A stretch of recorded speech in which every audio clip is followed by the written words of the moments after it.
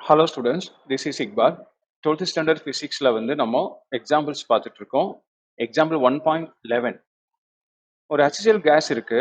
அது டைபோல் நமக்கு தெரியும் H பிளஸ் Cl மைனஸ் இருக்கும். அப்போ ரெண்டையும் ஆப்போசிட் சார்ஜஸ் ரெண்டையும் என்ன பண்ணு ஒரு ஸ்மால் டிஸ்டன்ஸ்ல செப்பரேட் பண்ணியிருக்கும். அது வந்து பர்மனன்ட் இது.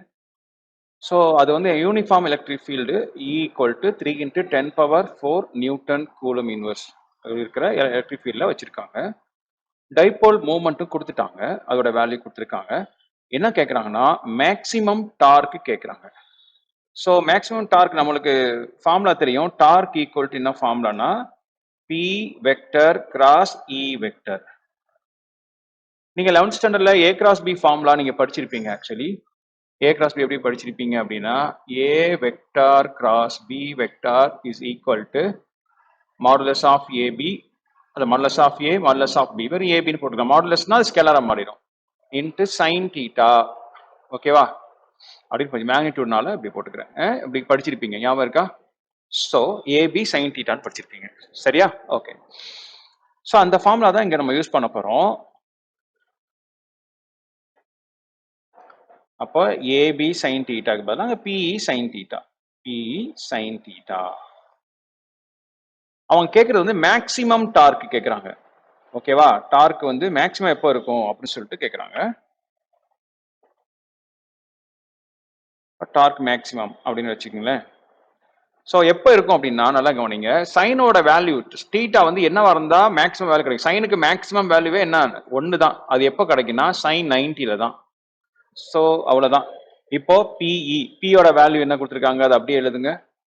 3.4 × 10⁻³ இன்ட்டு இ எலக்ட்ரிக் ஃபீல்டு கொடுத்துருக்காங்க பாருங்க, 3 × 10⁴.